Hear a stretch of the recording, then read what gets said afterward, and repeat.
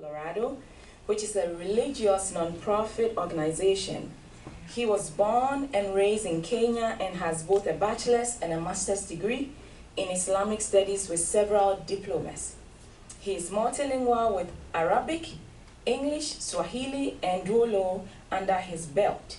He is an advocate, a husband, and a father to 8 children, 6 boys and 2 girls. Please give him a round of applause, Imam Shah.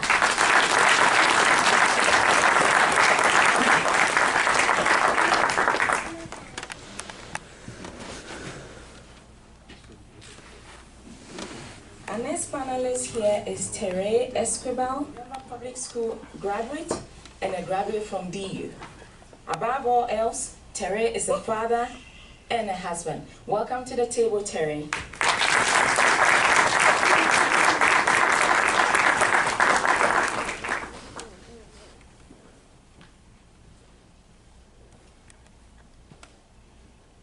And the lady of the night.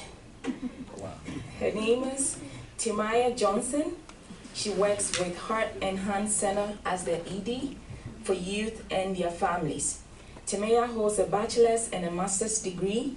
She is passionate about working with underprivileged populations and being an advocate for social justice and high quality education for all. She just told me tonight that she just came back from Kenya.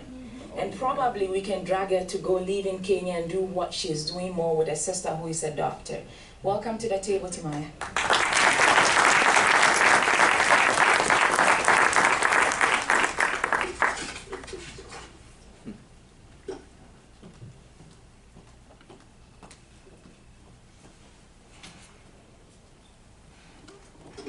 All right. I believe the audience is ready, so we'll just go to it. I would like to start by saying, as you introduce yourself and your organization, also give a little background on why this topic is important to you. So panelists, you would take 2 minutes to tell us who you are and why you are here today.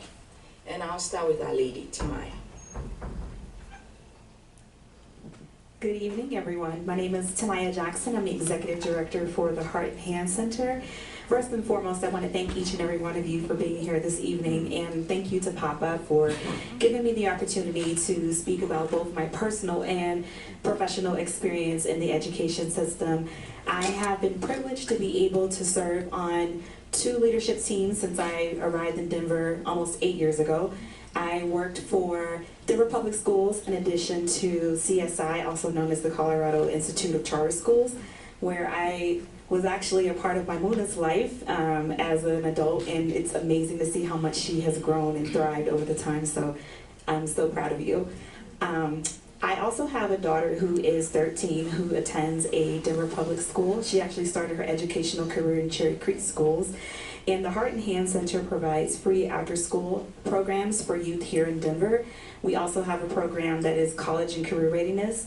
The purpose of that program is to ensure that young people are thinking about post-secondary. So whether that be vocation or going to college or thinking about a career path, we want to make sure that our young people have access and opportunity, resources and support to ensure that they are set up for success. And we also work alongside their families to ensure that they have resources needed for long-term sustainability to keep our young people in school.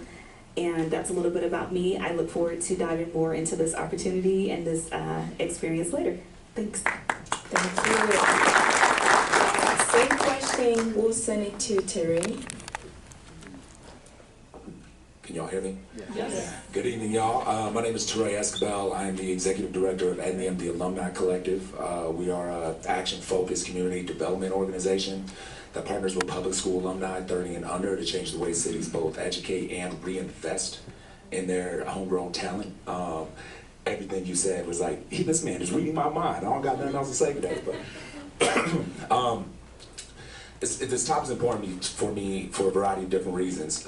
Number one, obviously, we work with the public school alumni who did everything that they told us we were supposed to do in order to ensure a positive outcome.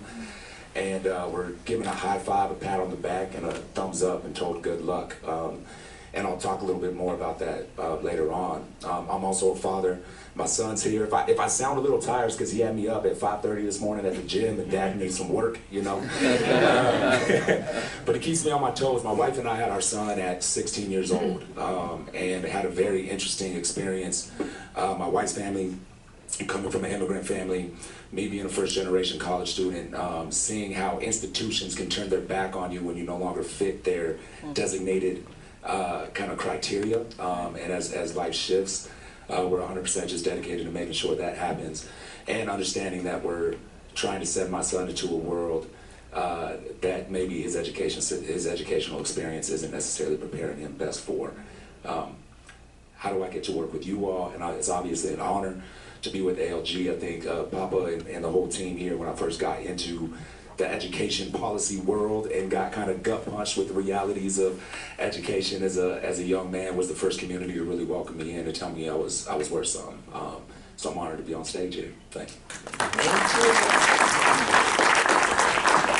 The same question goes to Imam Shah. Okay, assalamu alaikum. I didn't insult anybody. I said the best that I can offer you. I said, may peace of God be with you. I'm just exercising my rights. Thank you. My name is Shafi. Muslims do call me Imam Shafi. Do not expect my English to be as American as... You're very good. We hear you. I have some African British accent in me, so tolerate me. And it's sweet, believe me. I'm here for, is it? We can hear you. Yeah. We can hear you. Is it working? Yeah. Yes. Now? Yeah. Okay, so I'm here to represent Muslims. Imam is an Islamic leader. We have many mosques, but every Imam is a Muslim leader, is a community leader that Muslims refer to. Okay. Secondly, our organization is called Islamic Outreach Center of Colorado. Just a name, but I'm a clergy or a priest or a pope of Muslims. I'm here for 3 reasons.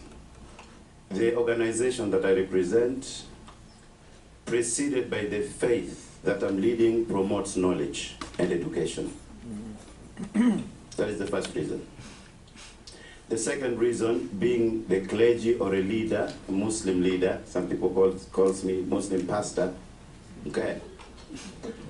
The fact that I'm serving the community, a community that believes strongly that our progress as a community, our life should be based on knowledge, that also led me to be here. And lastly, I'm serving and dealing with youths and kids on a daily basis. 3 times a week. On Saturday, Sunday, and Monday, I'm teaching no less than 200 and 250 kids. And they do talk to me about most of their problems in schools. So who wants to object my presence here? Raise your hand. That's why I'm here. Thank you very much. With any of you all here, because we all need these opinions and we need these for the community and for the kids that we are serving to be able to serve them better. So one of the questions that was asked earlier in the first panel was the world is changing fast, but education is not. Do you agree or disagree? And if you agree, then what is the main thing that needs to change in education system to better serve our children? And I'll start with Terry. Yes, I 100% agree. The world is changing and education is not. It's not keeping up with it. I think about even just me graduating from high school. I graduated in 2011, which I'm told is old now, which was a surprise to me. But just thinking about how much the world has changed and how different of a world even my son is operating in. I was thinking about this the other day. My son doesn't really remember a time where there wasn't such a thing as like an iPad that you operate with. And now I'm hitting him with back in my day, like this was new, right? But even between that time, you have conversations with educators across the board, and you recognize that his curriculum is fundamentally the same exact curriculum that I went through when I was in middle school. Minus math. Apparently we changed the way we do long division like every year.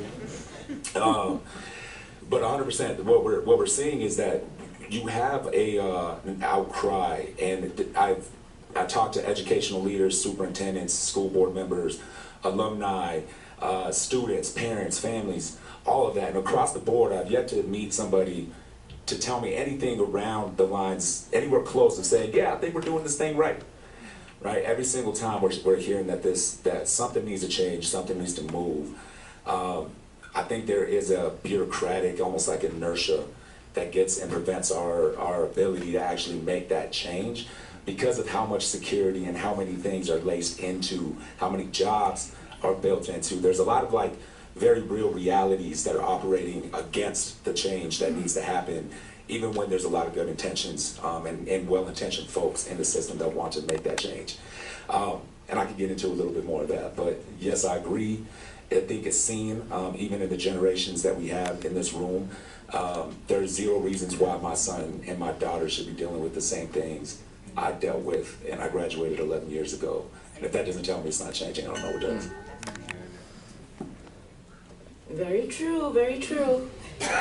It's just an interesting perspective to look at it from 11 years ago, same things being thought. And if you want to backtrack, we could still look at maybe 20 years. If we have people here who would like testify, you look at the curriculum and the syllabus and it's just still the same. And you ask yourself why. So that's a very great answer. We'll move on to Imam Shafi with the same question, please. Okay, yeah, the world is changing. And education is left behind a little bit. The question is, how can education advance when the foundations upon which it was built has not been activated, when the foundations on which it was built that conditioned us to what all of us are crying for has not been changed sincerely. We are still living on denial. We say everybody should be educated and we promote education. Education is the key.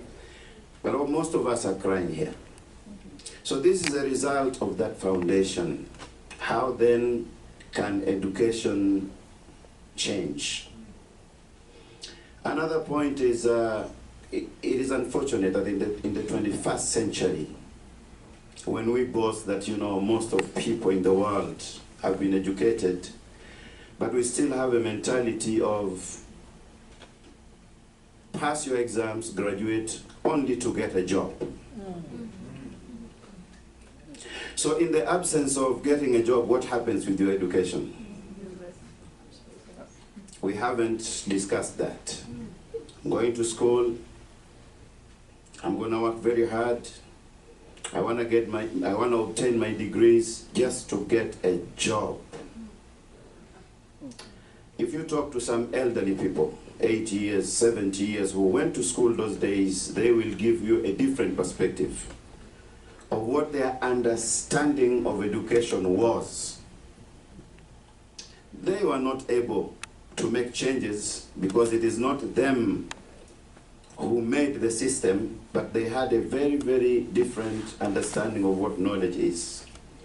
Point number 3, our system has focused on what is called teach and test. And so you find a child is reading all these literatures and all these books just to be tested to pass exam.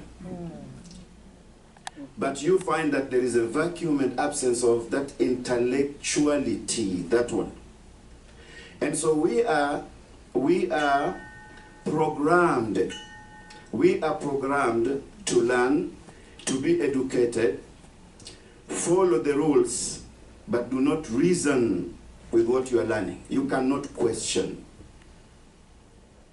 And of course, if you question, then you may be given some names. You are anti-this and you are anti-that, you know. And the last part is, how can education be advanced when a big portion of education that we should be given is hidden and concealed, especially when it comes to history. And I will talk openly like American history. What we read in books is not even 50% history of America.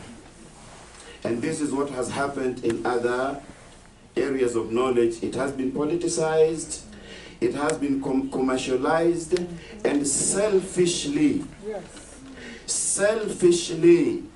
we made the rest of the world to understand that education that we talk about is only what is taught in one country or two. And what is taught elsewhere is not education. How then can education advance? Yes, the world and life is advancing, but education is not. Just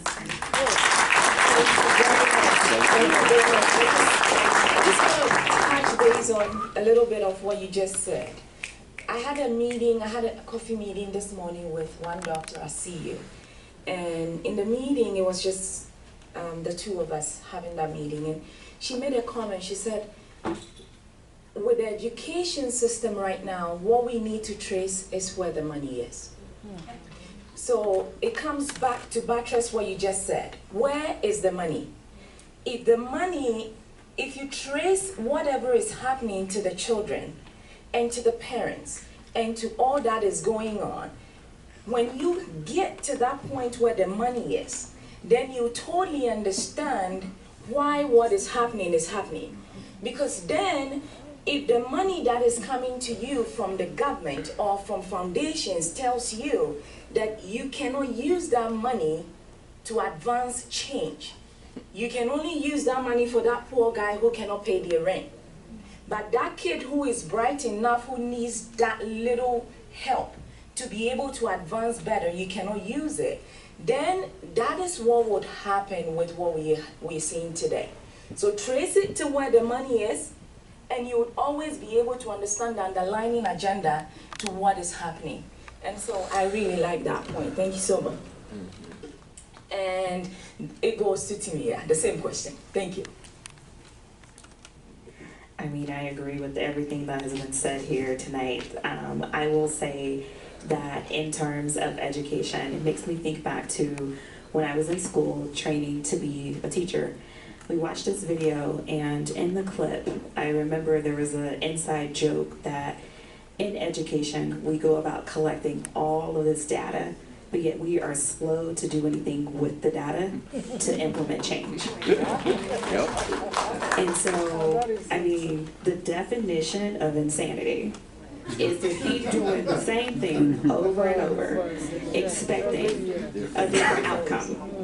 We are functioning and we're not functioning. We are in a system that is hundreds of years old, that was not designed to be diverse, inclusive. Should I keep going? You don't have to. And so when we talk about change, it starts with us. It starts with the people who are in this room. We have to collectively work together in order to make our voice be heard. I can tell you, coming from a school that was designed to challenge the status quo in education, and to have the Board of Education literally shut our school down within 2 years of us being open, was the most heartbreaking thing that I've ever experienced in my professional life. However, I know that the system as is has to change. And so therefore, I continue to get up each and every day in order to try to see how can we be better? How can we do things differently to ensure that our next generation and the generation after them and the generations to come are able to, one, monitor, and two, adjust. Another phrase I learned when I was a teacher, but yet one, we don't implement on a daily basis. Monitor to adjust. Thank you so much. Thank you so much. How do we monitor to adjust? I love that. I love that. So we'll move on to the third question, and it's, some would say that it's unfair to be so critical of the education system, because school and district leaders are doing the best they can. The fact is, less than 50% of the state's K-12 students are performing at grade level. Educators have a very difficult job, we all know that.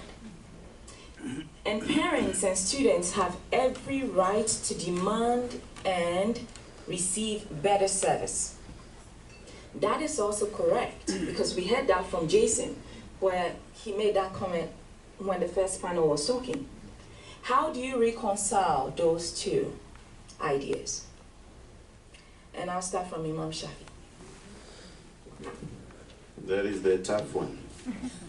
Let me try to deal with it. How do we reconcile? Number one, we cannot criticize without appreciating the positive part of what education has produced and presented to. We are talking here because we can read and write. We are talking here having all these, big brains, intellectuals. Look at how Doctor, he wasn't even talking there. He was rapping. You can see, I mean, we are the products of the system, and we have to appreciate that there is positive part of, education. We have to, right? A good critic is a person who appreciates the positive part, and then we deal with that. But listen, it would be unfair to meet here and say that everything is fine. If we meet here and we say everything is fine, then why are we even meeting here? We have to mention the problems, and by mentioning problems positively, we look for solutions.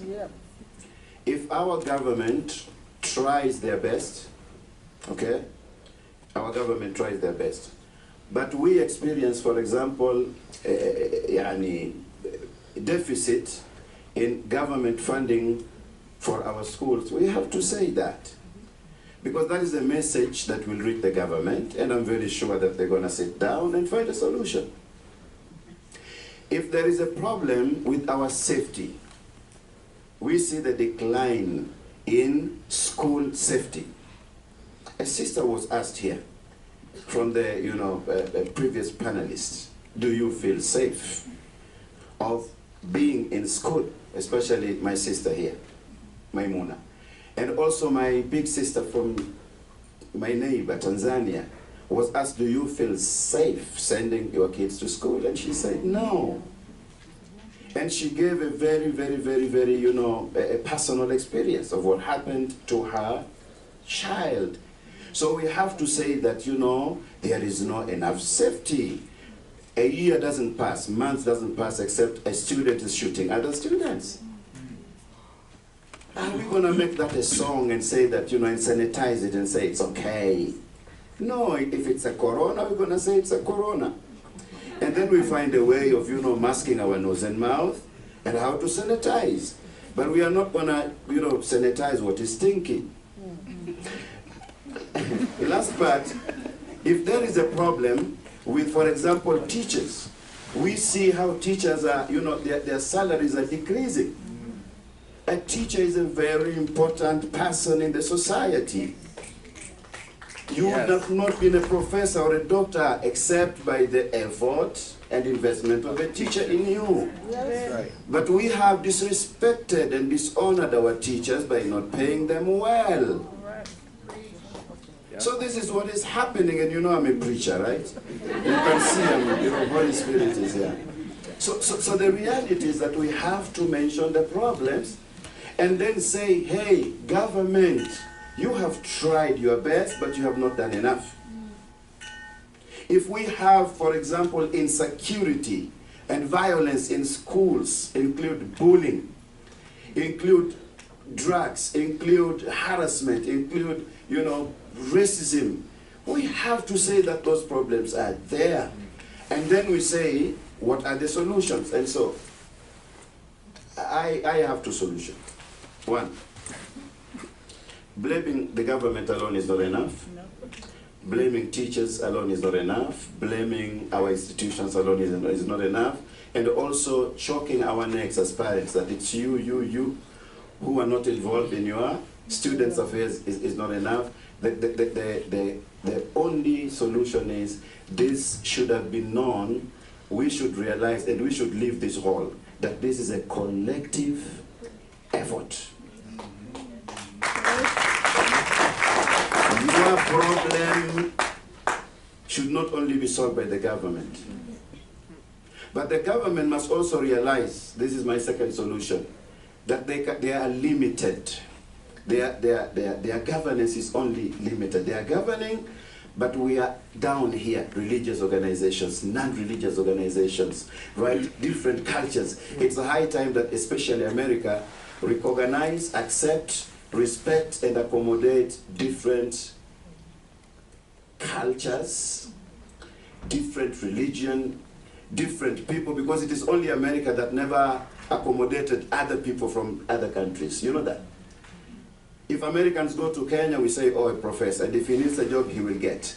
But if you are a professor in Sudan, or a professor in Saudi Arabia, a doctor who is known at national level, if you come to America, they cancel your license, you have to go back to school. Yes. They need to know that we have what they don't have, and they have what we don't have. Yes. They need to benefit from us morally and also experience-wise. Yes. This problem will be solved. Thank Did I, you. Commissioner? Thank you very much. The next question.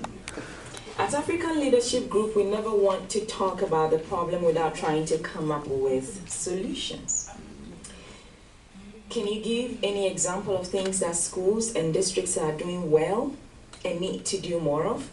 Or maybe provide any idea you have of what schools and districts can do better? Timia. Yes, I would say that creating opportunities such as this, where we're able to have an open panel discussion where we have people who are in the work, doing the day-to-day, come together, it's student voice, it's parents, it's community members, be able to have a seat at the table to share their firsthand experience of what it is that we are dealing with on the ground, I think is the start. But it goes beyond there. When you guys go back to, and you guys meaning district leaders or people in government, when you're going back to your offices and you're gathering this information, we need to be in those rooms as well too. Because what I said and what you heard might not necessarily translate. Because it's always easy for you to take what I said and make it look like something different. So continuing the conversation, I think, is going to be something extremely important. I also want to just point out that students are so important.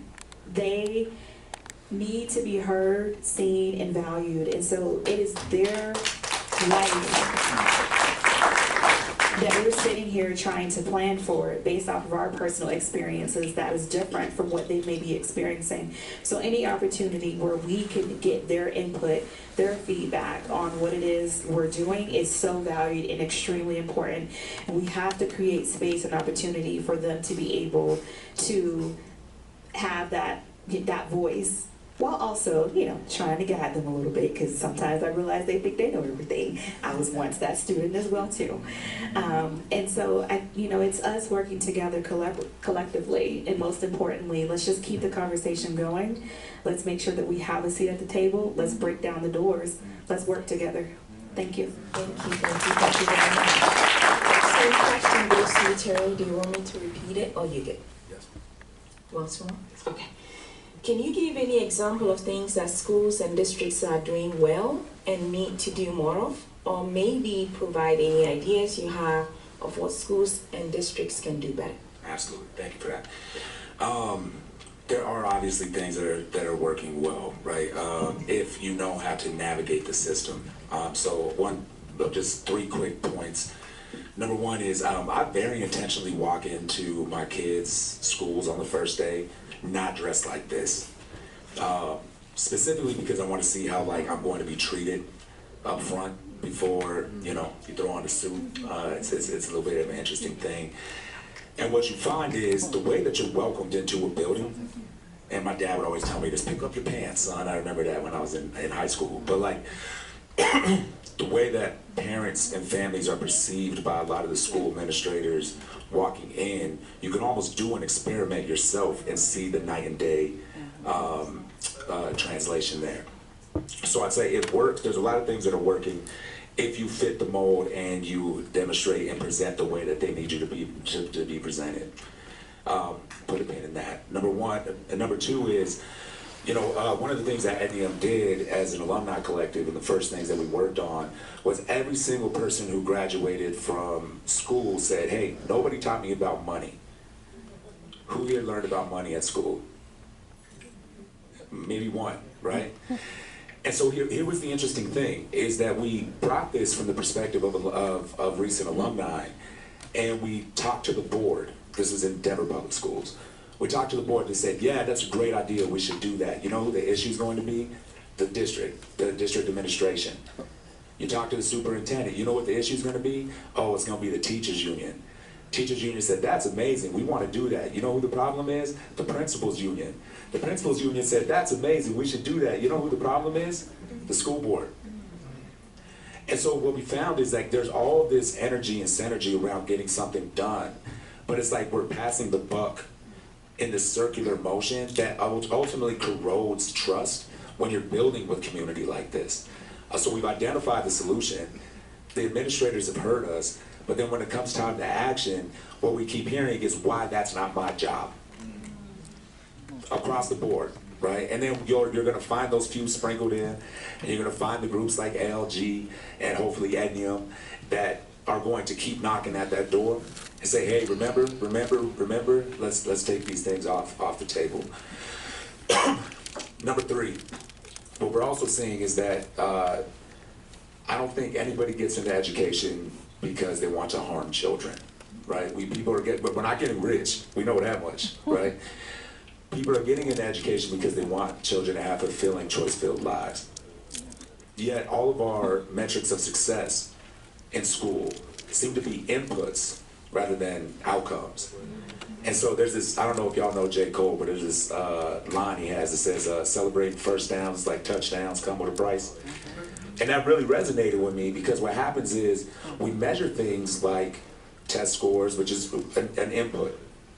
We measure things like graduation rates, input, maybe college acceptance rates, maybe even college graduation rates. But where's that kid at when he's 25? Do we have a solid understanding of where our students are landing and how they're able to thrive as adults down the road? And the answer is, I've asked a bunch of people and I've yet to receive an answer that we're even tracking it. And so one of the things that we're hearing is people saying we need a broader definition of success.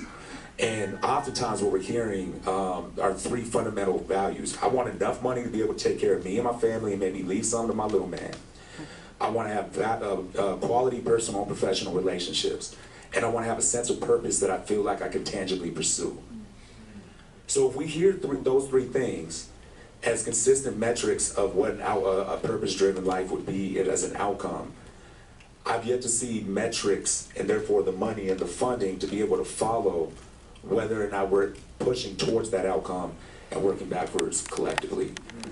I'll pause it. Thank you. Thank you very much. It's been a wonderful conversation. I would open the mic up to the audience. We'll take two questions from the audience. Yes, sir. Thank you so much. My name is Mahi, and I really appreciate the views that you gave us today.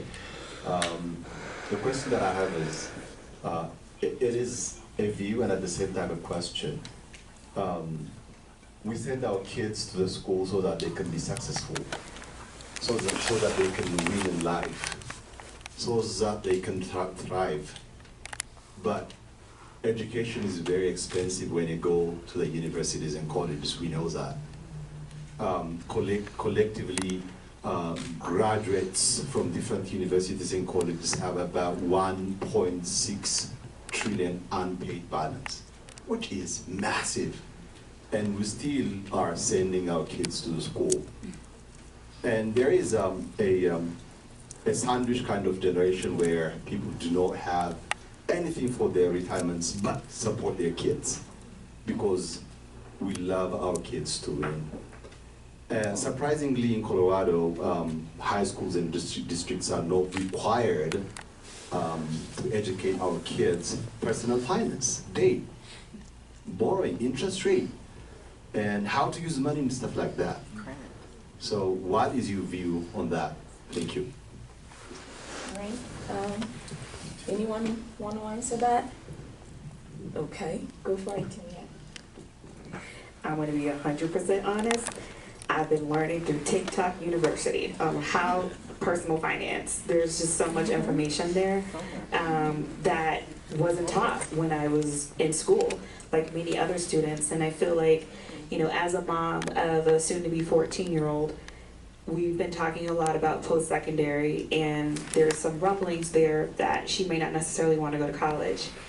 Me as a Black woman, understanding that there was a time in America where going to college would have been a whole ordeal, possibly not even accessible, I do struggle with the concept of her not taking advantage of that. And I also have to ask myself, is this a me problem or is it a her problem? Because it's very possible for her to still be successful without necessarily incurring that debt. That just because I'm like, oh, well, you have to get this paper because once upon a time ago you couldn't. And so to his point, I definitely think we have to talk about success, what it looks like, and redefine it. And also, as much as we can start talking with our kids real about money, finance, how generational wealth, passive income, I think that those are all going to be key things. So, thank you. Thank you very much. Thank you.